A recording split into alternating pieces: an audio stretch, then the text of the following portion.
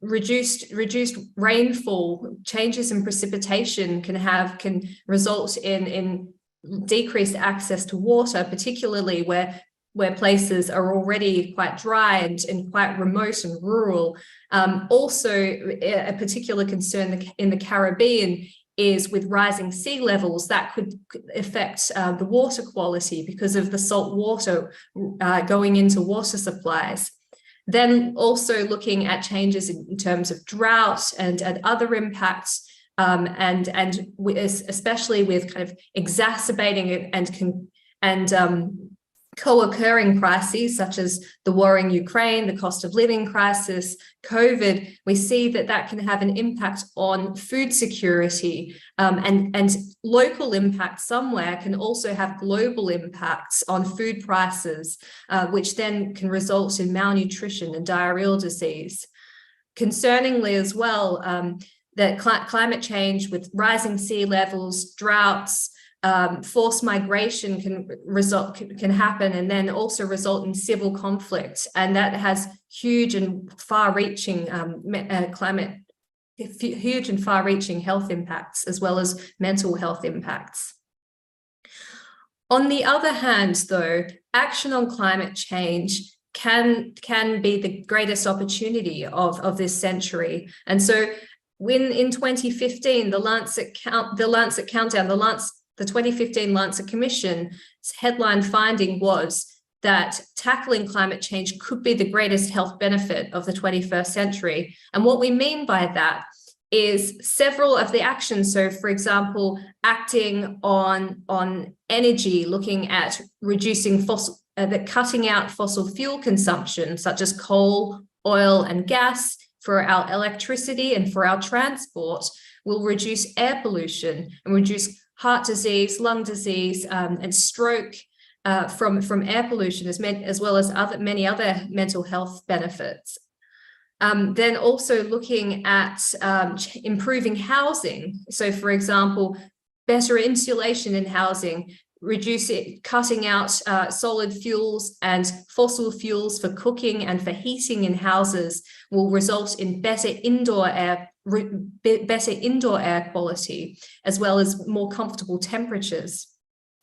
Looking at switching the way that we move around, our mode of transport, from cars to cycling and walking more often and taking public transport will result in more physical activity, reducing heart disease, as well as obesity and diabetes, and improve mental health.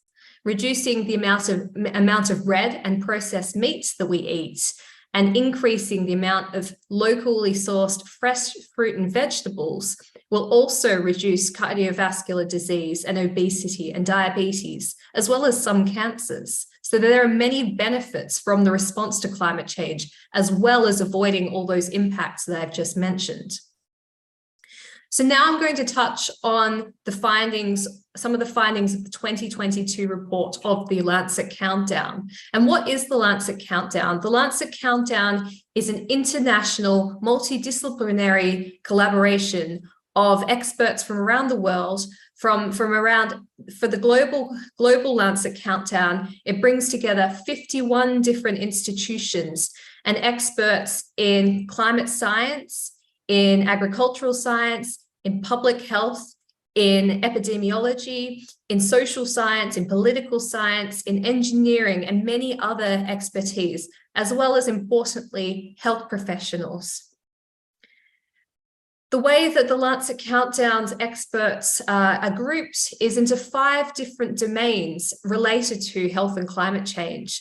So the first is looking at the health impacts of climate change. So climate change impacts, exposures, and vulnerabilities. The second is looking at climate change adaptation and resilience for health. The third is looking at the mitigation and the health co-benefits of mitigation. The fourth is looking at economics and finance and the way that relates to health. And finally, the fifth is looking at public and political engagement related to health and climate change. So every year since 2015, since the 2015 Lancet Commission was published, the Lancet Countdown has published a report. tracking the health impacts of climate change year on year, as well as the world's response to that, monitoring the world as it hopefully changes from climate change being the biggest global health threat of this century to realizing action on climate change as the biggest health opportunity. So the 2022 report was published in October last year, and it has 3 key messages. So I'm going to identify some of these 3 messages and some of the headline findings from the indicators from the report now. So the first key message is a persistent fossil fuel addiction is amplifying the health impacts of the concurrent crises we face. Now we've seen, and I'll touch on some indicators momentarily, that climate change is increasingly affecting the health of people around the world. It is exacerbating food insecurity, health impacts from extreme heat, life-threatening extreme weather events, and the risk of infectious diseases. A delay of clean energies has left households dependent on dirty fuels and vulnerable to energy poverty. And this has been exacerbated by the cost of living crisis and the energy crisis. And it means that they're exposed to dangerous levels of fuel-derived air pollution. These impacts that we're seeing from climate change are compounded with the health harms of the cost of living crisis, geopolitical conflict, and the COVID-19 pandemic. So the first indicator which highlights this key message is looking at the exposure of vulnerable populations to heat waves. Now, as I mentioned, heat waves have many health impacts. And it's the very young and the very old who are particularly vulnerable to this. So this indicator tracks exposure to heat waves in the global population of infants under 1 year old, as well as older people over 65. And we've found, since we've been tracking this indicator, so since our data from 1986, that there's been a steady rise in the number of heat wave days that have been experienced globally. And in looking at the last decade of data from 2012 to 2021, we found that children under 1 year old experienced 600 million more person days of heat waves, and adults over 65 experienced 3.1 billion more person days of heat wave compared to the 20-year baseline. Another impact of heat is its effect on people's ability to work, particularly in construction, as well as agriculture, and also in manufacturing. So with this indicator, we look at the temperature and people and what that temperature may have on people's ability to work. And what we found was in 2021, heat exposure led to the loss of 470 billion potential labor hours lost. This is a 37% increase from the 1990 to 1999 baseline. 87% of these losses in the low human development index countries occurred in the agricultural sector, meaning putting more strain on people's livelihoods as well as people's food security. Translating that last indicator on the impacts of labor loss, we can see also that this has a flow-on economic effect. And so this indicator takes that data from the change in labor capacity and places local wages from the agricultural and from the construction and from the manufacturing industries, and estimates the potential wage loss from those impacts. And what last year we found was that the global heat-related potential income loss from labor capacity reduction was 669 billion in 2021. And the agricultural sector, despite people working in agricultural sector often being paid less than other sectors, they incurred 82% and 71% of the average losses in the low and medium human development index countries, respectively. Another related indicator, and this highlights those compounding crises that I was speaking about, This is looking at food security and undernutrition, and we have two indicators here. The first is looking at the effect of temperature on the crop growth duration cycle, which is the time that it takes for a crop to mature. And this is a proxy for crop yield potential, and therefore a proxy for the yield and the food security of globally and within different countries. And what we found is that relative to a 1981 to 2010 baseline, higher temperatures in 2021 have resulted in a shortened crop growth duration seasons globally for all the major crops, looking by 9.3 days for maize, 1.7 days for rice, and 6 days for winter and spring wheat. The other indicator looks at the effects of heat waves on people's food security. And what we found was that heat waves days in 2020 were associated with 98 million more people reporting moderate to severe food insecurity. So that was the first key message. The second key message is this, that governments and companies continue to prioritize fossil fuel interests to the detriment of people's health and well-being. They continue to subsidize fossil fuels to a sum of hundreds of billions of dollars annually, which sometimes can be more than or equal to their health budgets. On the other hand, profound lack of funding undermines a just transition towards affordable, healthy, and zero carbon energy. And then at the same time, fossil fuel companies are pursuing plans which would lead to emissions vastly exceeding the Paris Agreement goals. If fulfilled, their strategies would lock the world into a fatally warming future. So the first indicator that points to this message is the mortality from ambient air pollution by sector. And in 2020, we found that exposure to ambient air pollution, human-made air pollution, contributed to 3.3 million deaths. And of these, over a third, 1.2 million, were directly related to fossil fuel combustion. The next indicator also highlights the delayed response. And we take data from both fossil fuel carbon prices, we take data from both carbon prices as well as fossil fuel subsidies to look at this indicator. And what we found with 86 countries that have either a carbon price or a fossil fuel subsidy or both, 80% of these 86 countries have a net negative carbon price in 2019. That means that even if countries have a carbon price or a price on carbon, their fossil fuel subsidies still outweigh this carbon price, making it obsolete, which is hindering the transition away from fossil fuels. The resulting loss of government revenue was in many cases equivalent to large proportions of the national health budget. And next, with the final indicator in this section to this key message is looking at the way the fossil fuel companies are responding to the climate crisis. And what we found, our authors have found, is that current strategies of the 15 largest oil and gas companies, even though they say that they're taking action, their current strategies would lead to production level exceeding levels consistent with the limiting global average surface temperature rise to 1.5 degrees by 37% in 2030. And 103% in 2040, meaning that their current plans are well beyond what would keep us below 1.5 degrees.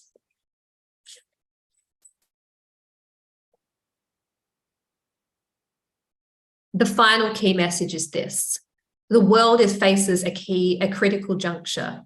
As countries devise responses to the compounding crises, a renewed dependence on fossil fuels would lock in a fatally warming future. However, the response to the compounding crises presents an opportunity to deliver more resilient energy systems, cleaner air, healthier lifestyles, more robust health systems.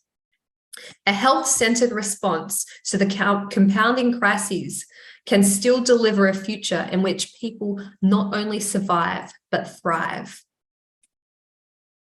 So evidence of this is, for example, in urban green space. So access to urban green space has numerous mental health and physical health benefits and reduces all-cause mortality. Green spaces also sequester carbon, and they provide a local adaptation effect, providing cooling and protecting people from the urban heat island. In 2021, there were just 27% of urban centres were classified as moderately green or above. So there is more we need to do here. So in 2019, there's evidence that, that what we're eating has a huge effect on morbidity and mortality. In 2019, 2 million deaths were attributable to high intake of red and processed meat and also dairy products. Of these, 93% occurred in high and very high human development index countries. So there's an opportunity there as we transform our food and agricultural systems to have huge health benefits and reduce these deaths from red and processed meat consumption. So they were the findings from the global report. As I said, that they are global, but what we know is that there are many and differential impacts of climate change in different parts of the world. So as we produce and monitor the global effects, we're also expanding our work to look at more local impacts and local policy actions. And this is coming in the form of regional centres. As Dr. Henry mentioned, I'm also the co-director of the Australian Lancet Countdown, and this was the first kind of regional report and work that we have done. But then we've also established a Lancet Countdown of Health and Climate Change in Asia, which is based out of Tsinghua University in Beijing. Also a Lancet Countdown in Europe, which is based in Barcelona, as well as Lancet Countdown in South America, which is based out of Peru. And we're exploring setting up a Lancet Countdown in small island developing states based out of the University of West Indies. Part of this work initially was to scope what people's views, what expert views were, and what expert experiences were in health and climate change in small island developing states, and to identify priority actions and priority areas of research. Initially, this work was planned to be in person and held over a series of workshops. But then, of course, the COVID-19 pandemic occurred. And so all of that went online. And so over 2020 and 2021, we held a series of in-depth interviews with leading experts in the Caribbean and in the Pacific and other small island states. And also a workshop where we looked at identifying and prioritizing different key areas related to health and climate change in small island states, and as they relate to the 5 working groups of the Lancet Countdown that I mentioned before.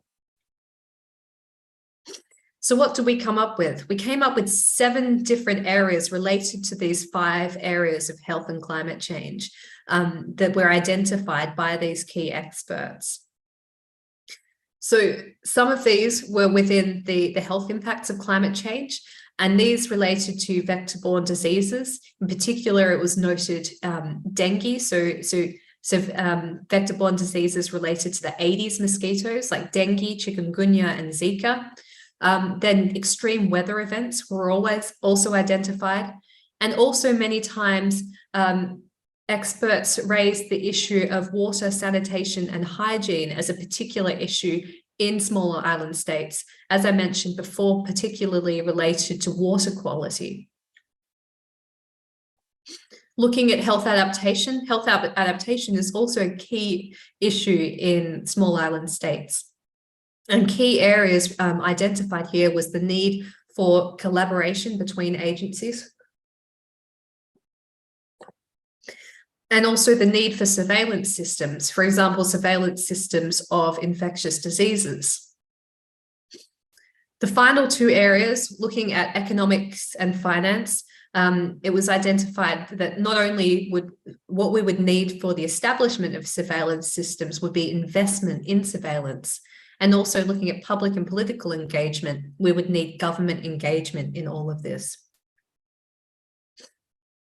So looking at the global indicators, I don't have any data to present exactly from the Caribbean, but looking at global indicators that relate to these issues identified, we've first got climate suitability for infectious disease transmission. And so in over 2012 to 2021, we found that the climate suitability for the transmission of dengue increased by 11.5% for Aedes aegypti and 12% for Aedes albopictus from the 1951 to 1960 baseline. Also, in addition to this, an additional 3.5% of global coastal waters have become suitable for the transmission of cholera since 2003-2005. Looking at extreme weather events, the number of reported climate and weather-related disasters has increased fivefold over the last 50 years. However, the average lethality per climate-related disaster has actually decreased from 837 deaths over 1980 to 1989 to 46 in 2012 to 2021. This is suggesting that there has been some level of adaptation implemented already. And what we have found with this analysis is that a decline in deaths per disaster is negatively associated with healthcare spending. So if we invest more in healthcare resilience, then we will have it should result in a reduction in deaths related to extreme weather events. Another key area identified was the migration, displacement, and rising sea levels. And we know that changes in water and soil quality and supply, livelihood and security, flooding, and saltwater intrusion are just some of the health impacts of sea level rise. In 2020, 149.6 million people were settled less than 1 meter above the current sea level, in regions increasingly at risk from the hazards of rising seas. Finally, looking at government engagement in health and climate change. And this is an area of particular interest to small island states, because we've been tracking this for several years. And we found that often there is not much engagement between the issues of climate change and health, but it has been there's been ongoing increased engagement in small island states in particular. In 2021, we found the proportion of countries referring to the health and climate change nexus increased in both the UN General Assembly to 60% of countries in their general debate statements, and that in the updated nationally determined contributions to the Paris Agreement, 86% made the links between health and climate change. So this is just one statement from St. Lucia, which says, the COVID-19 pandemic and the climate change challenge provide us with a harsh and timely reminder that human health and planetary health are linked. So the next area of my presentation is looking at the role of health professionals. And this is drawing from my experience working with the NHS in the Greener NHS team. And hopefully some of this information, it will support you as family physicians in the Caribbean as well. And this also draws on my work with the Lancet Countdown and different ways that family physicians and other health professionals can engage. So the first area where health professionals can engage is in the science. And so this is another indicator from the Lancet Countdown, looking at scientific engagement in health and climate change. And we found that there has been an increase in engagement since we've been tracking this indicator, since we have data available. And the peer-reviewed scientific journals are the premier source of scientific evidence for the media and for governments. And the number of scientific papers investigating health and climate change increased by 22% from 2020 to 2021. What we do see still, though, however, is that almost all the literature is looking at the impacts of climate change. Now, whilst it's really important that we monitor and track and report on the different impacts of climate change, we also need to start reporting more on the actual evidence of what works in terms of particularly health adaptation. You can see that it's just a small bar here compared, and much smaller than the work on climate impacts. So we really need, it would be fantastic if more health professionals could be involved with this.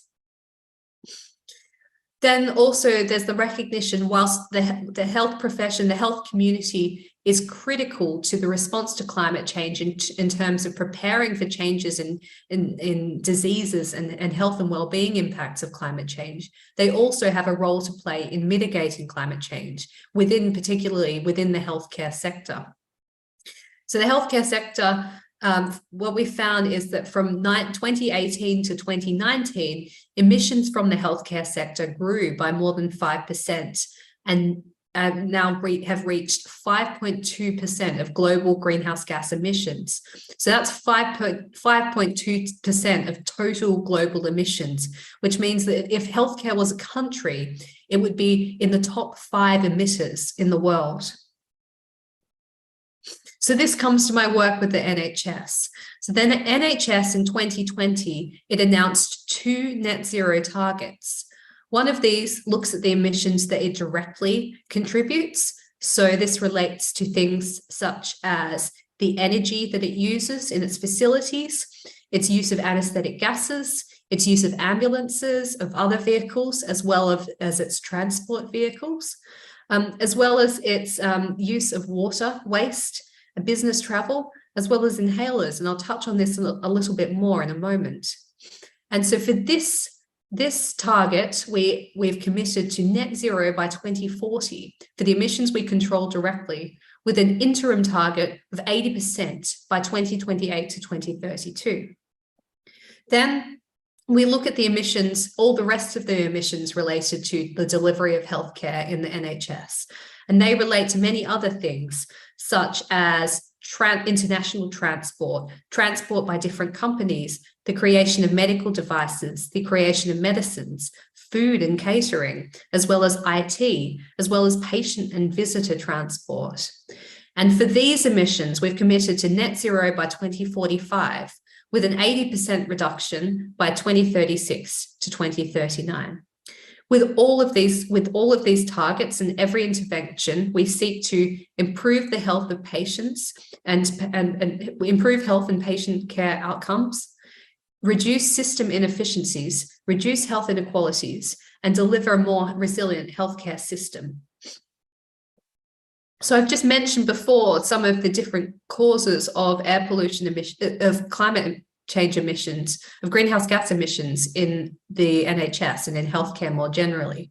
This is a pie chart of the greenhouse gas emissions from the NHS.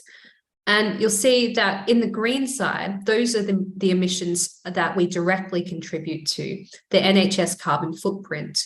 And 10% of these relate to building energy, but you see 5% relate to anesthetic gases and metered dose inhalers. That's almost as much as it's about half as much as looking at transport, for example, and half as much as looking at all the electricity and energy that we produce. Then a much larger proportion, about 2/3 of the NHS's emissions, come from its supply chain. So looking at medicines, medical equipment, food and catering, and other areas of the supply chain. So how are we going to reach the targets that we've set? So as I mentioned, in 2020, we announced these targets, and these targets were announced in the Delivering a Net Zero NHS report, which is the strategy outlining how we're going to reach net zero emissions.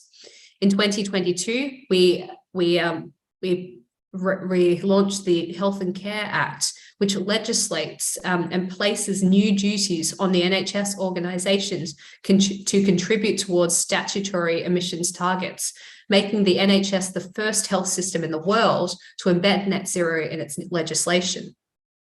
And the NHS has already reduced its emissions by 30% since 2010.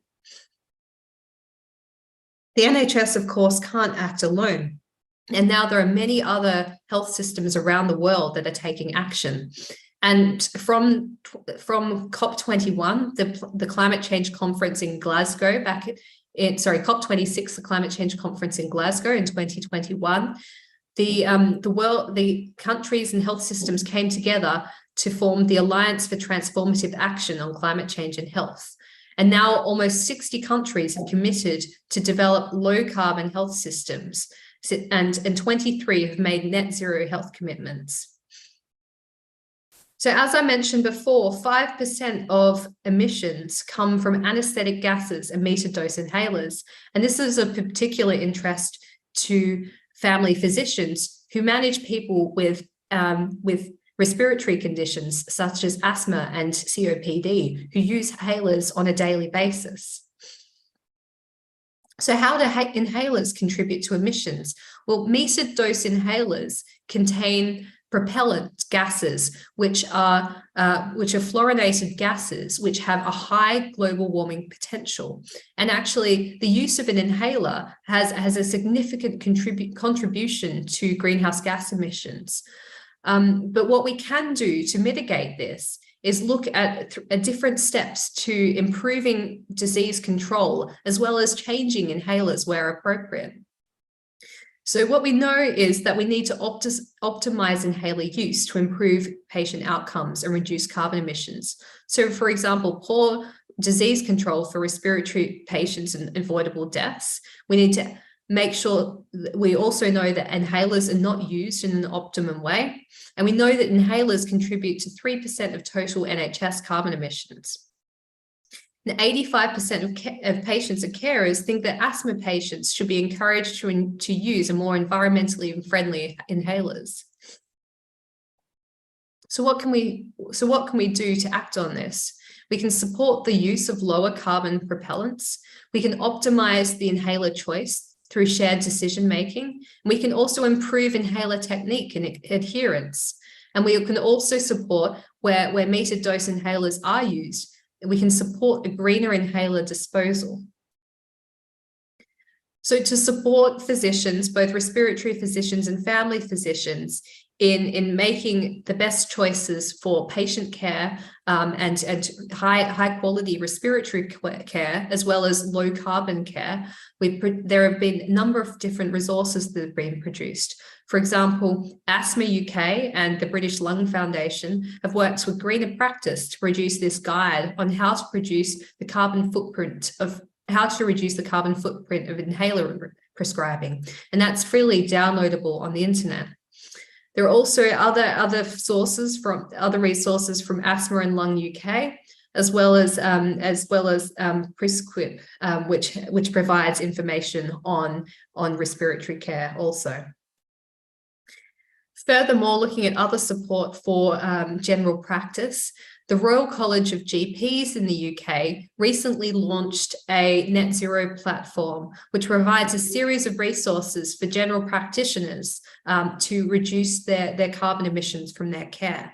And so this includes a series of e-learning, looking at an introduction to sustainable healthcare, looking at respiratory care, so providing far more information than what I've just touched on here related to inhalers, as well as e-learning on understanding non-clinical carbon emissions in general practice. Alongside this information, there's also a complete decarbonizing general practice guide, which highlights different areas of carbon emissions from other areas of non-clinical practice, such as energy, transport, ICT, as well as waste, and looking at prescribing also. And this highlights and provides a way for practices to set targets and reduce their emissions in a systematic way. There's also the Green Impact for Health Toolkit, which looks at different areas also of clinical practice, and provides different steps that practices and healthcare practitioners can take to reduce the green impact of general practice. So I've looked at healthcare mitigation, and finally I'm going to finish on health adaptation, which is of particular relevance to physicians in the Caribbean. So this diagram is from the Intergovernmental Panel on Climate Change, and demonstrates the different domains contributing to the risks, the health risks, or any types of risks related to climate change. And there are three different components. There is hazard, there is exposure, and there is vulnerability. So, for example, a hazard could include rising sea levels, and this is the one that's presented here. Actions to reduce a hazard could, for example, look at actions that reduce flooding, so ecosystem-based measures to reduce coastal flooding, mangroves to alleviate coastal storm energy. Then there's looking at exposure, and ways we can reduce exposure for rising sea levels, for example, is a coastal retreat and resettlement, looking at early warning systems as well and evacuation. And then there's actions that reduce vulnerability. And these are really actions that reduce vulnerability society-wide and don't specifically relate to climate change, but do reduce our vulnerability to climate change. And these include social protection, livelihood diversification, as well as hazard-proofing housing and infrastructure such as hospitals and other healthcare facilities. So looking at health system adaptation, and shortly, so this diagram comes from the World Health Organization. It's the operational framework for healthcare resilience. Shortly, they'll be republishing this framework, and it will, for the first time, introduce both climate resilience as well as low carbon health systems. But climate resilience is built on the building blocks of health systems, such as financing, leadership and government, health workforce, health information systems, essential medical products and technologies, and service delivery. And in terms of improving health adaptation and healthcare resilience, there are actions within each of these 6 building blocks that we can take. For example, we can integrate health and health risk monitoring as well as early warning systems as part of the health information systems. We can also introduce climate-informed health programs in response to service delivery. So finally, with some indicators, the indicators looking at how health systems are currently responding to the adaptation to climate change, the World Health Organization undertakes a biannual survey of countries. And in their last survey, approximately half of countries, 49 out of 95, reported to have a national health and climate change plan in place. And so there is still a lot of room for improvement here. We need to have those plans in place to be able to recognize the health impacts of climate change within our health and build our health systems to respond to that. And then looking further at health adaptation, there's climate health information for health. So that's things such as early warning systems. And preparing for and delivering a robust response to climate hazards requires that health systems have access to and utilize climate information, which often comes from the National Meteorology Organization. In 2021, less than 40% of countries had climate-informed health surveillance systems in place for vector-borne, waterborne, and airborne diseases. So what does this mean for family physicians? And I've just highlighted the mosquito there because, as was mentioned before, and in the work from looking at the health priorities in small island states, the Aedes mosquitoes and the arboviruses that they carry are of particular concern. And I don't need to tell you this because I'm sure you have far more experience in diseases such as dengue, chikungunya, and Zika, but recognizing the patterns of disease, the symptoms that people present with, and knowing that recognizing that there is an increase or a change in those diseases is really important. As I also mentioned before, people are being exposed to heat waves more frequently all around the world. And there are many ways that family physicians are critical to helping people and to prevent the worst impact of heat, helping prevent people from developing heat stress and heat stroke. So it's about recognizing those who are vulnerable to the health effects of heat, such as those who are disabled with chronic health conditions, or those who are pregnant as well. Also those who are poor and those who are homeless. As I mentioned, children and the elderly, also those who are outside more often, and particularly outdoor and manual workers. And so also just here, we've got the information on heat-related illnesses. I'm sure I don't need to talk to you about that. But then there's also the public health messages, and these are also critical to preventing those health impacts. And so it's about communicating to people to really both recognize vulnerability in themselves, because often people don't recognize that they are vulnerable to the health effects of heat, but people are very good at recognizing vulnerable people in others. And so it's about looking out for each other, particularly those who live alone. And also listening to information and planning. And then also there's things that people can do, such as drinking water, dressing appropriately. And so family physicians can communicate all of this to their patients and to their communities. And then finally, there are many medications that interact with heat. So it's about understanding what those medications are. So for example, your diuretics, as well as your SSRIs, as well as other medications, they often interact with heat. And so it's about recognizing them and what patients need to do during a heat wave, whether that's reducing their dose or stopping their dose, or just being very cautious and drinking more water, for example. So that's the end of my presentation. And then I've got 3 kind of summary points here. So first is the summary from the 2022 report of the Lancet Countdown. And that is that a persistent fossil fuel addiction is amplifying the health impacts of the concurrent crises we face, and governments and companies continue to prioritize fossil fuel interest to the detriment of people's health and well-being. Several key health and climate areas in small island states have been identified, and these include extreme weather events, vector-borne diseases, the need for surveillance systems, and the need for collaboration between agencies. And finally, there are many actions family physicians and other health professionals can take, including reducing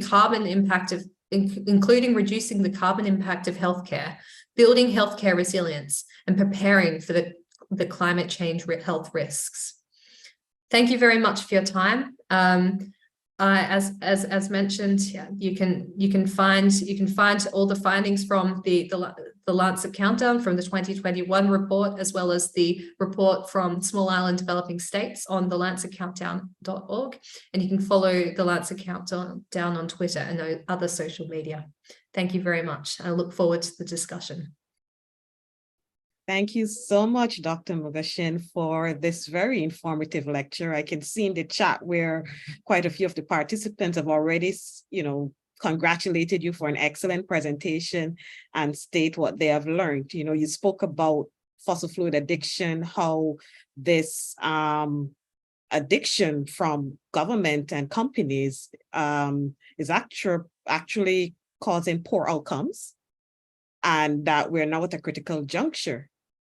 And also, we want to say thank you for mentioning the Lancet Countdown for small developing states and discussing the areas that we need to prioritize and advising us as healthcare professionals what our role is, because sometimes that's a little confusing and a little muddled, not so sure what role we play. But we can look at scientific engagement, mitigation in healthcare sector, and health adaptation. So thank you so much for this lecture. At this point, we'll have discussion with our panelists. So Dr. Mogoshin and Professor Marvin Reed will be our panelists who will lead the discussion. And we do have some questions here in the Q&A. And should I go ahead and start fielding the questions, Professor? Yes, I think we should start with the questions first. Okay, so first question from Bandara Cork. Do we know or have any measurements of the impact of single-use PPEs, which is personal protective equipment, on carbon emissions or any other factors related to climate change? Yes, so there are studies looking at the carbon emissions of PPE. It's important to note that PPE it is a huge issue, but well, it's very important both for infection control and both protecting patients and protecting health professionals, and it contributes a lot to waste, and it does also contribute to carbon emissions. Its contribution to carbon emissions is smaller than its contribution to waste and to plastic waste. But either way, it is still a large issue, and it's one that a lot of health professionals around the world are really engaging with because it's so visual. You can see how many gloves are thrown out, how many masks, and how many gowns and other PPE equipment. In terms of what we can do to change that, at this stage, there are some companies. So, for example, there's a company in the UK called Revolution Zero that are actually piloting reusable PPE.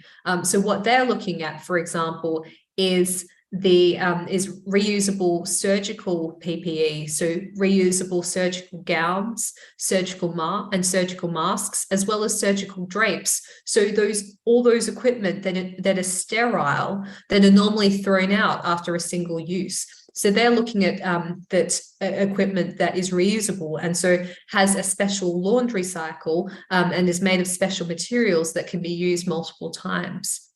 So that's just one example. Oh, great. Thank you for that information. Our next question from Margaret Wong-Bino. What is the cost of producing green inhalers as compared to regular inhalers? As getting the pharmaceutical companies to buy into such measures that might impact their profits would be a challenge.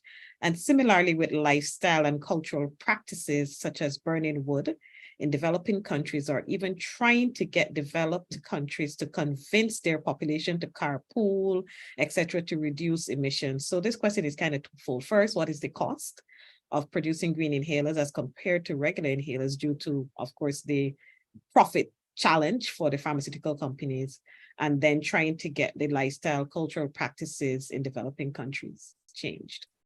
So the first question on the cost.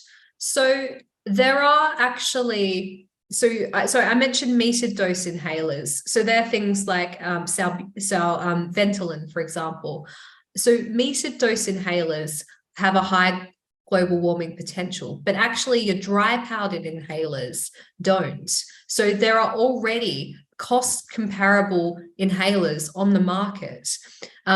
As you will know far better than I, for the use of dry powdered inhalers, they actually work very well for many patients, but there are some patients who they may not work so well for. For example, for children and people who can't breathe in as deeply as those who need to breathe in deeply for the dry powdered inhalers. So there are actually pharmaceutical companies. So for example, AstraZeneca is looking at low carbon propellant options for metered dose inhalers. But immediately what we can do today is, and that guide that I identified from Greener Practice gives a really clear outline on how this can be done, is we can, where appropriate, switch people's inhalers already to dry powdered inhalers or soft mist inhalers where that's an option.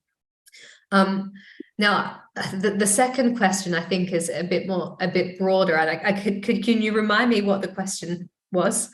That's similarly with lifestyle cultural practices such as burning wood, and in the Caribbean, persons burn garbage sometimes.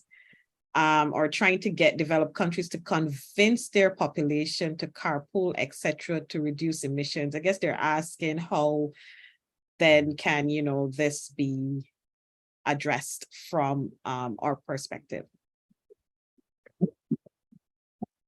I think that's a real challenge, and perhaps Prof. Reid might have some thoughts here as well from the kind of the Caribbean side of things. But we've seen there's been a lot of research, for example, looking at the switching to clean fuel technologies, particularly in countries such as India and Bangladesh, where often it doesn't happen quickly and people aren't interested in using those clean fuel technologies, because what we need to recognize in those scenarios often is that they don't meet the same kind of requirements for like the helping them cook their traditional foods. So I think it's understanding what people need and what meets people's kind of requirements for kind of their kind of day-to-day behaviors, their cooking, their cleaning, their work and cultural practices, and making sure that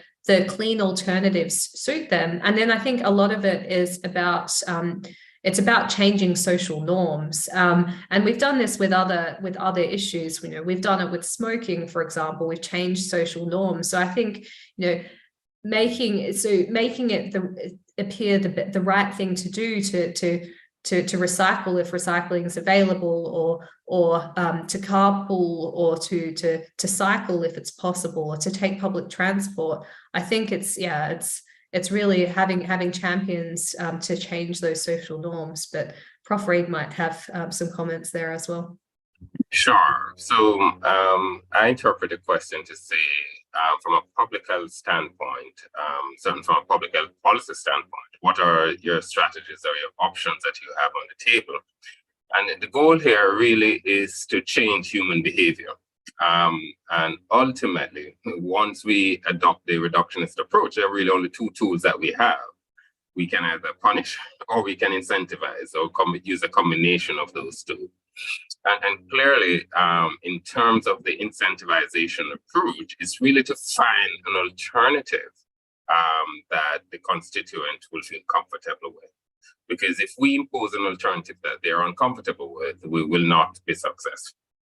And similarly, we recognize as well that even if we were to adopt the punishment approach, which we have tried for many things, whether we think about the public health impact of road traffic accidents, the public health impact of alcohol, tobacco, or narcotics, we recognize that once there's a financial incentive which overshadows the cost of compliance, we're not likely to be very successful. So yes, I take the question, and the real solutions would be for us to gain a better understanding of what is driving the particular behavior in this respective socio-cultural context.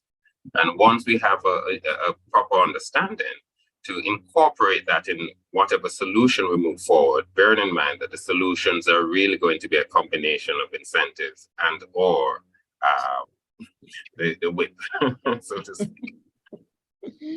Well, thank you, Professor Reid, for giving that perspective from the question. Our next question is, what would a climate-informed health surveillance system look like in general terms? So it involves basically, so it's important that there's collaboration in the first instance. So collaboration between different agencies. So the example that I mentioned before is looking at a national meteorological agency. I think across there's the Caribbean Meteorological Organization that works across the Caribbean. Yes, that's right.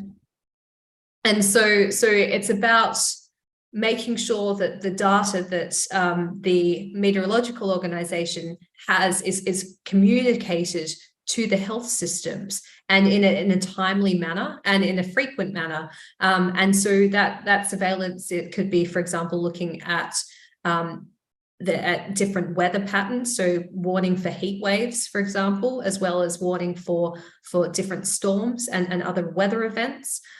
There's also climate-informed kind of information for vector-borne diseases, as well as water and foodborne diseases. And so looking at changes in temperatures that could change the suitability for those infectious diseases, as well as the kind of the local reporting, the syndromic surveillance. And so also the reporting of the data from actual cases as well of those infectious diseases. And so all of those different pieces pull together to provide information that really prepares the health system to respond to those different health hazards.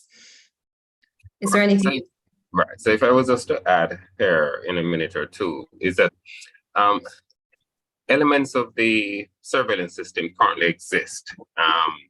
And so if it is that you want to move forward, you have to at least adopt two things. First, you have to recognize that you need to be able to have a body that is going to be responsible to collating all of the surveillance things, as well as that surveillance system would also need to be able to feed directly into decision makers, meaning individuals who can make decisions based on this system would need to be developed and empowered to act on the evidence. So currently, as I said, we do have the elements of the different aspects of the surveillance system. A lot of times, though, the informations are not collated in a way or in a form or packaged in a way or a form that is useful for decision making. So we saw that during COVID, essentially. So countries that were able to bring together their existing surveillance systems and package it in a form that made the data useful for the different policymakers, were able to respond more efficiently to the pandemic. And so really, that's something I think that we can work with our public health partners as well as with government to identify what components already exist in terms of the surveillance, what components would be useful to have and to roll those out, and to have a designated authority, both national and regional, who's going to be responsible for making sense of the data so that it can inform policy positions. So those are just my two comments on that particular point. Okay, thank you. Our next question is, how do we help our children to actively protect the environment for the future? That's a little bit more. So the issue here is, of course, when we speak about health, we speak about health in terms of health promotion, the sets of activities that we would wish to involve in terms of our constituents or stakeholders so that they promote health and wellness. And so the issue, though, is that health, as we now know it, is just more than just the absence of physical disease. It has social, cultural, and in this particular stage, a lot of environmental considerations. And so just like we socialize our children in terms of as part of our educational strategy, in terms of civics and so on, we just have to be able to bring it to them through the formal educational system as well as the informal educational system. The things though, children are actually very good or astute in discerning issues or divergence between behaviors and focus. So if it is that you're telling them one thing and your policies and actions are saying another thing, then they're not going to bite. And so we really need to have alignment, certainly at the top level, whilst we introduce it at the bottom level, using the traditional resources that we have, formal educational pathway, as well as the informal educational pathway. And so I think it starts with first a sensitization and awareness and acknowledgement that we do have a problem. And if it is that we acknowledge that, then the next step would then be say, okay, what's the magnitude or burden of this problem and how best can we go about resolving it? So it starts, with our own interaction with our own relatives, our own children, and then we move out into the formal sphere. Well, thank you, Prof. Reed, for that response. Our next question comes from Sandy Lewis, who has congratulated Dr. Magushin on her excellent presentation. She asks, climate change affects air pollution, but can climate change affect communicable disease transmission? as temperature can facilitate microorganism growth, example, viruses? Yes, So short yes. answer is yes. The short answer to that is yes, yes, yes, yes. So we now know that there is a greater interaction between the communicable diseases and the non-communicable diseases.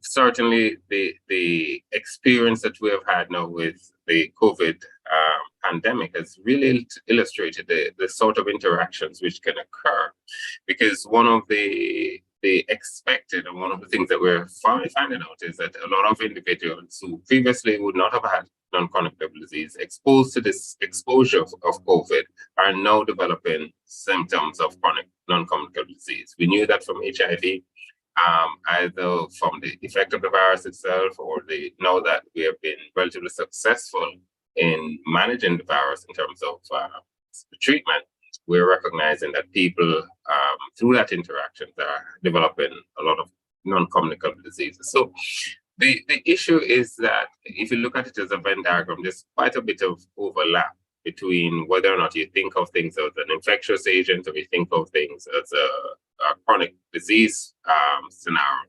There's a lot of interactions. Climate change is only going to expand those interactions as we move.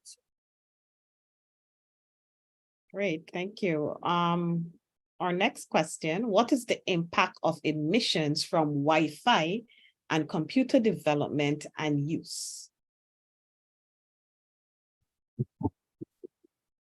Impact of emissions from Wi-Fi, computer development and use.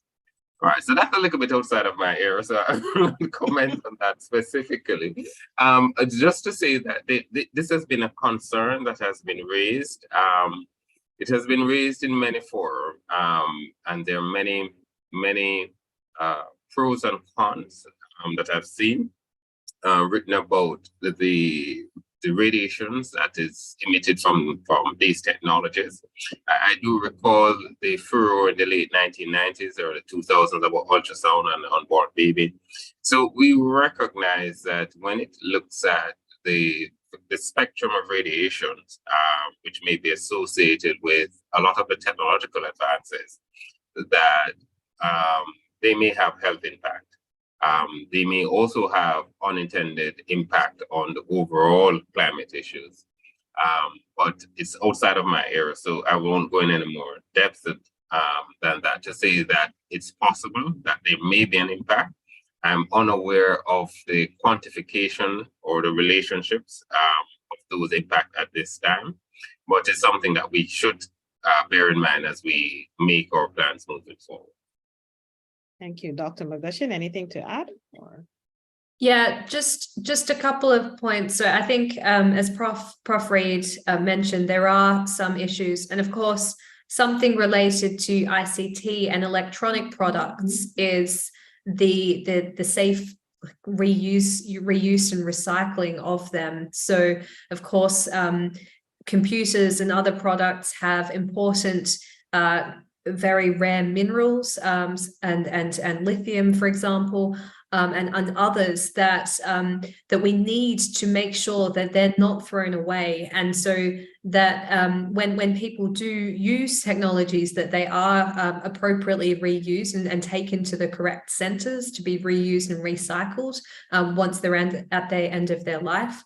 I'm also, it's also well beyond my area of expertise, but I know that there have been some studies looking at the carbon emissions from a webinar, for example, an online conference versus an in-person conference in terms of the kind of the building energy use, both the energy use at home as well as the energy use in a conference, as well as, of course, the travel to the conference. And there are, of course, emissions related to connecting online, but of course, traveling to a conference, particularly if it's somewhere remote. So, for example, if I flew to the Caribbean, that would have a huge kind of a much greater contribution to greenhouse gas emissions than connecting remotely. Thank you.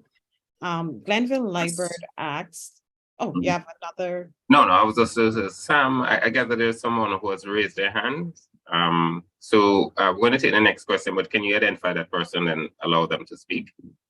Okay. Sure, sir, but not seeing any hands at the moment. Maybe it was an accident. Yeah. Well, maybe. Yeah, Go ahead, Glenville. Yeah.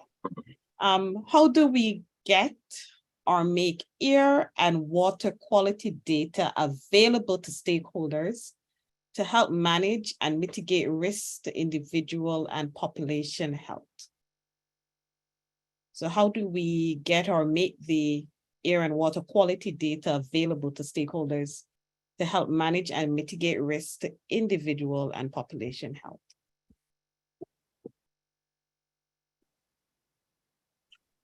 Okay. All right. So I think as we said, one of the things that we are in the process of doing is really to create this surveillance system. Finding out what are the necessary inputs that the surveillance system will need and so on. And I think once we have that structurally built out, then as part of the functions of surveillance system is really to make the data available to the relevant stakeholders. I think that's the only reason, that's the reason that for surveillance system. If they're not going to be used by the appropriate stakeholders, then they have no use. So I think what we need to be doing is really just to understand the process that is going to be used to create these surveillance systems and to ensure that we have a proper stakeholder register that captures all important parties who need to have access to this particular data. I think is important. And while I'm at it, Sam, could you just, Georgia, Dr. Strong is on the webinar. Can you just share for me as well? So and give her a voice. Hi, can you hear me? Yes, Georgia, go ahead. Good to hear you. Hello, and congratulations, Alice. That presentation was brilliant. Marvin, thank you for alerting me, albeit a surprise alert. I was just quietly listening and enjoying. Just wanted to add a few things, just as a point of clarification. The Lancet Countdown's Regional Center for Small Island Developing States was actually launched in December of 2022. And we are actually working towards developing our own regional report, similar to that of the Lancet. And we're hoping to have that done by about June of 2024. So hopefully we'll have more information on Caribbean-wide and SIDS-wide, Small Island Developing States-wide data to help us with our decisions that we need to take. Also wanted to jump on the work, what Marvin was saying earlier, and also what Alice was saying about having a surveillance system. And I wanted to go a step further. And the step that I wanted to go was to say that using these surveillance systems, what we would ultimately, I think, want to set up are early warning systems, which can be used by practitioners as well as policy makers, as well as just families to guard their health. So thanks again for the few seconds, and congratulations on an excellent webinar. Thanks, Georgie. All right. Thank you. So this is Go ahead. A technical question here about the average increase in temperature for the last 5 years in the Caribbean. Do we have that data?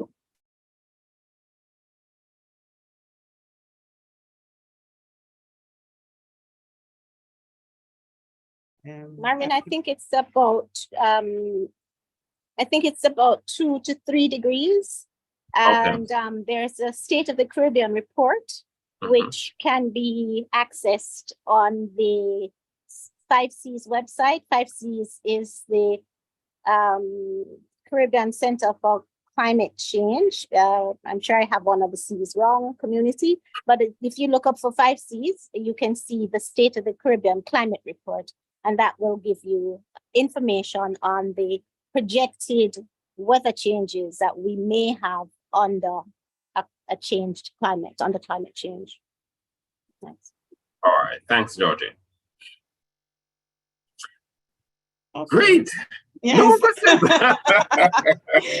I've not seen any more questions. There's actually one, but it seemed to have disappeared. Probably got their question answered during the talk. So at this time, I'd like to say, well, give it one more moment. If anyone has any burning question they want to get answered quickly, about 10 seconds, no? Okay, I not have seeing any just- hands. Okay, I'm seeing the question, another one, yes. Okay. Interesting information of the effect of climate change on temperature. Would the effects on rainfall pattern not be of equal importance in terms of nutritional status and health? Yeah, that's directed to me based on the indicator on the change in temperature and the effect on crop yield potential. Absolutely, precipitation is critical to and you know, normal seasonal patterns of rain are critical to agricultural production. I think that the reason we have had an indicator looking at drought, and I didn't touch on that indicator today, but tracking drought is more difficult than tracking temperature on its own, because drought doesn't just relate to precipitation. There's other factors that contribute to drought as well, and so we're tracking that indicator. But yes, both are very important. I'm not an agricultural climate scientist, so I couldn't tell you which is more important. But what we are seeing is we're seeing reductions in rain, and then we're also seeing increases in rain, and often in the same region we're seeing periods where it's very, very dry, and then rain that comes all at once in flooding, and so that is having huge impacts on crop production and agriculture and food security all around the world. Well, thank you. Any closing words from our panelists? Any final words? What's on my side, I'm just happy that we have afforded the opportunity to participate in this conversation. I think as family physicians, we really need to be self-aware of what it is that is happening, how we can contribute, how we can advocate, and how we can participate both as an individual and as leaders within our respective communities. So those are my 2 cents. Yeah, I absolutely agree with everything that Professor Reid has just said. And once again, I want to thank you very much for this opportunity. And I think, yes, the family physicians in the Caribbean have such a strong role to play in the response to the climate crisis. Okay, thank you so much. And as was said in the prior earlier, that remember, we want to be the advocates and the driver for change, and to influence our policymakers in doing what would be beneficial for our population in our small communities. So thank you for this interactive discussion. And at this point, I will move to Dr. Aldith Buckland, who is the immediate past president of Ccfp Jamaica and the Caribbean Planetary Health Representative for Ccfp Regional. And she will wrap up and bring the vote of thanks.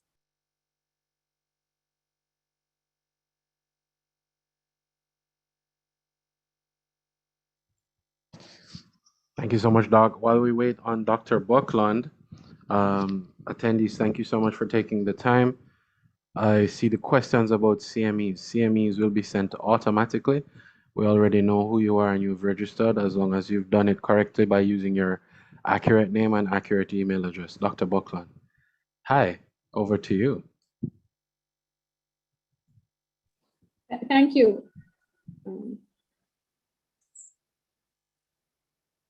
Okay, can you see me? Yes, we Welcome, can. everyone. It has been a very wonderful seminar so far. It went so quickly. I didn't know it would go so quickly because I was actually summarizing the slides on a PowerPoint. However, that's okay. Dr. Alice Maglushan, she did an amazing job in presenting climate change and health. From her own experience in her role on the Lancet Countdown and her various other roles, she shared personal and professional viewpoints and policies that have impacted how governments and all stakeholders, including us, need to act in order to embrace climate change, because climate change is definitely here. There is no, this is not even an illusion. It is definitely here. I am dressed in something very light because it is hot. And there is something in tobacco control, they call it Empower, M-P-O-W-E-R. And M means monitor. Same thing as surveillance. And Dr. Ali spoke about it. Surveillance is very important. Remember when we had Chickpea? Those persons in the Eastern Caribbean got it before we did.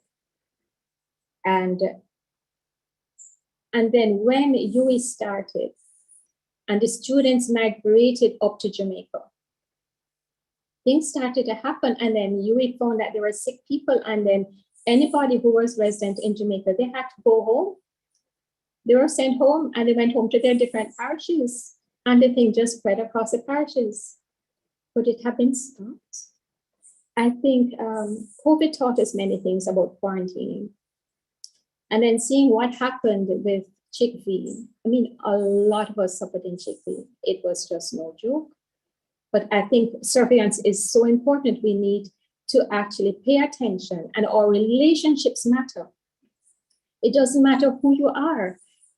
Somebody says something and you pay attention. Is it going to impact just this person or the person's family or the community? Surveillance is very important, and we do this as family doctors. And thank God for the Caribbean College. We can remain very close network, but we do not operate in silos. We will communicate also with other agencies so that they are aware, with our necessary ministries of health and whatever other agencies are important for the monitoring. So M, monitoring. P is policy, promotion, and protection. So remember, Prof. Reed spoke a lot about policies.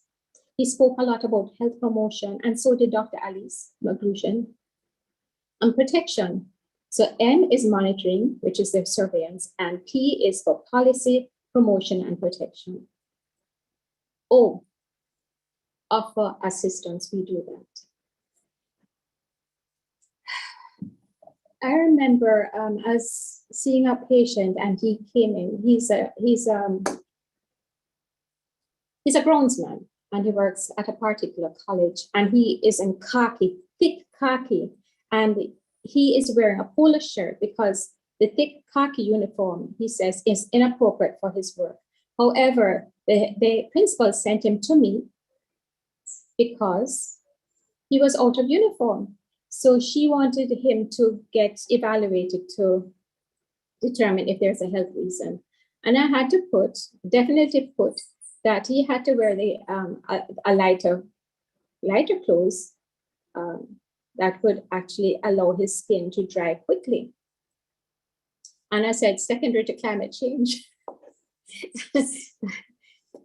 and this is so important, you know. So I offered him assistance, and I also offered assistance to the principal, so she was more aware of the impact that climate change has on the staff.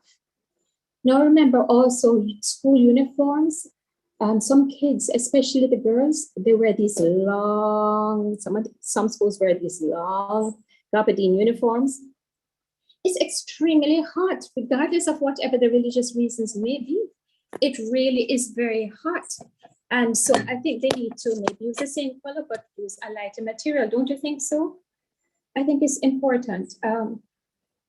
Otherwise, you're going to have heat stress, heat exhaustion, could even go down to heat stroke, but it is just so unnecessary. So what we need to do is to do their health promotion. So M is monitoring, P or policy, promotion, and protection. O, of assistance.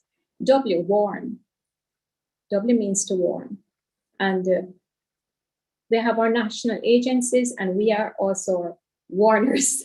We can warn about the effects of climate change and also the benefits of climate adaptation and climate mitigation. Dr. Migushin spoke about, green buildings, and even moving from the aerosols to other type of inhalers that will not affect the environment. And we also need to be warned that there are certain medications that will be affected by climate. And all conditions, everything in the non-communicable diseases are affected by climate. PAHO has a book out it's on climate change and health responders course.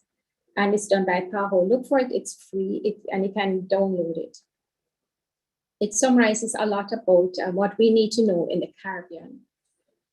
So I did MPOWE. E is to enforce regulations. So I hope that in the policy making, the government would have put in regulations. I know we have regulations for plastics. We have regulations now for watering our plants. Thank God for God, because as Water Commission said, do not water the plants with a hose and so on. God sent the water down from the sky. God said, not on his time, he's going to water his plants. So thank God for that, But anyway, enforcing regulations. And R is to raise taxes if there are regulations and raise awareness. So MPOWER. Prof mentioned very importantly about behavior change. But behavior change actually comes from, we're only going to change behavior if it is of value, whatever it is of value to us. And so the only way in which we can recognize that climate change is of value to us is to recognize the impacts and the benefits. So it is important, I think, to think in terms of, is what I'm going to do safe for me? Is it going to be safe for another person? Is it going to be safe for the environment? In Jamaica, there is a lot of development and a lot of high-rise buildings going up so quickly, using up our water supply. What we call watersheds. Some watersheds, they are just being used for this development, and the mountain is scraped. It is scraped. You just see the dry earth for the erection of these buildings. And sometimes I wonder if the persons in power, I don't think they quite understand the relationship between what they're doing and climate effects and water quality and air pollution. Because when they take down all of these trees, and these trees, they have these deep roots that would allow the water to percolate down to the water table, and then into the streams, and then eventually into our reservoirs. They're destroying our water resource. And we need, as a people, to stand up and say, hey, we need to have a talk. We need to have a discussion about what is going on. Because how can you be going into a protected area? And NEPA seems to be turning a blind eye. I'm not saying they are, but it just appears that way. A protected area being scraped for development of these high-rise buildings. And we have not had another reservoir built,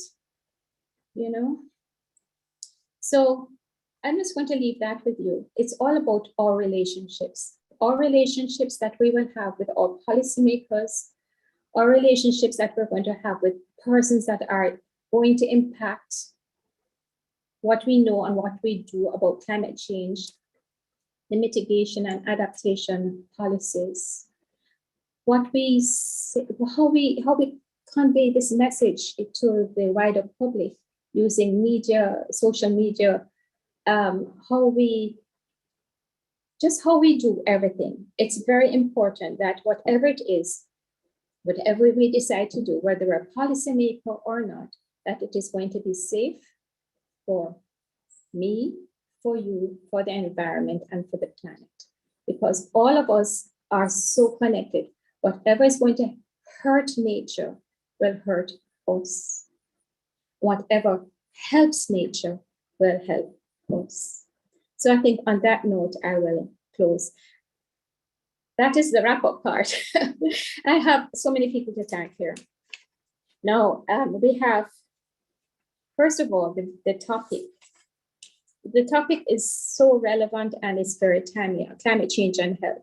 And this was put together by Ccfp Regional in their distinguished lecture series. Professor Marvin Reed, thank you so much for bringing the overview of the importance of this topic. And Dr. Tanya Whitby Best, who was our moderator, Dr. Anna Brown Morgan, who shed more light on the topic, Dr. Paula Henry, who introduced our keynote speaker, Dr. Alice Magushin, who did a keynote presentation on climate and its impact on health in the Caribbean. And we had an interactive discussion and question and answer session. Remember that planetary health deals with, I want to call it PES.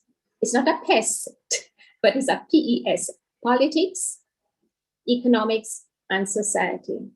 Whatever happens, we have the politicians, so we need to be able to engage them in such a way so that they understand. We have to know that whatever we're doing is going to impact the economics, right? And it has to make good sense to the policymakers. And society, we have to engage society at all levels. There is one concern that I know wasn't brought up in the question and answer, and I want to bring it up here. The mention about, I know we have discussions about electric vehicles, and I know these electric vehicles use batteries. My concern is that the trace minerals, lithium, cobalt, whatever else they use, carbon and so on that they use for these electric batteries. We're going to have actually excavation, more mining in third world countries. Is this going to put us in danger again? Dr. McLuhan, if you want to address this, I would like you to address it. Because is electric vehicle going to put us in more trouble than what we have now? I'm going to, so before this is the vote of thanks, it is a wrap-up session, but I'm going to ask you, please, to answer this question. Over back to you. Thanks.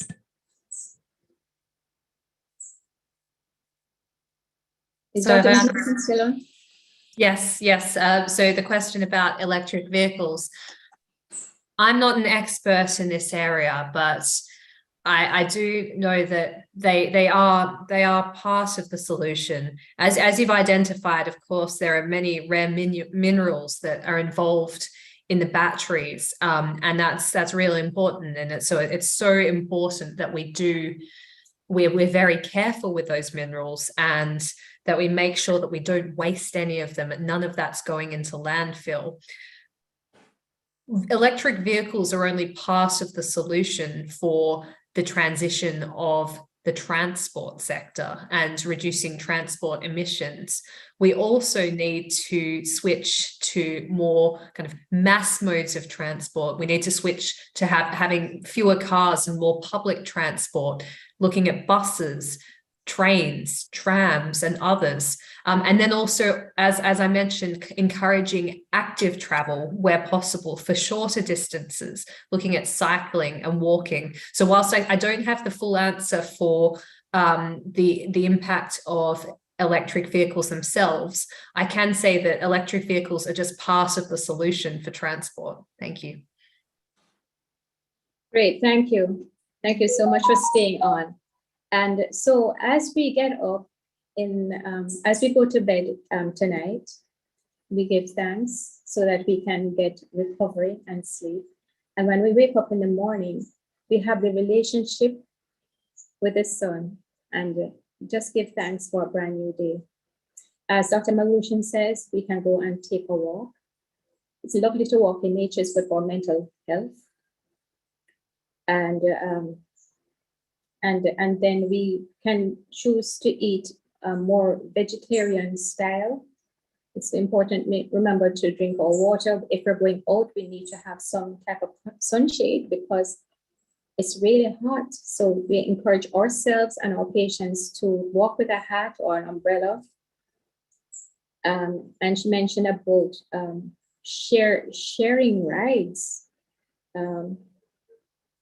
Yeah, and having green buildings, it's important. Having more windows in the buildings. All of these high-rise buildings, they don't have enough windows. They're going to depend on air conditioning. I think we need to have a talk with the architects. And we need more green spaces because they are having so many high-rise buildings and not enough green spaces. It can't work. Definitely can't work. We need green spaces for our own mental sanity. And we choose our medications carefully, what we're going to prescribe, and teach our patients and the public about how climate change impacts health and how it can be beneficial to us by doing mitigation and adaptation strategies. So thank you very much. Over to you, Sam. Oh, one more thing. I want to thank so much Dr. Lynn Thompson-Hyatt, who's our CCFP administrator, and also our technical engineer, Mr. Samuel Heron, who is always so point on in getting this, all our meetings working really well. And to the participants, all of you, without you, none of this would happen. Our relationships with each other do matter. You matter, and so do I. God bless you all. Take care. Thank you so much, Dr. Buckland. And just to finish off, we'll thank everyone for joining us today. We look forward to seeing you next year at our distinguished lecture series. Thank you so much, and have a good day.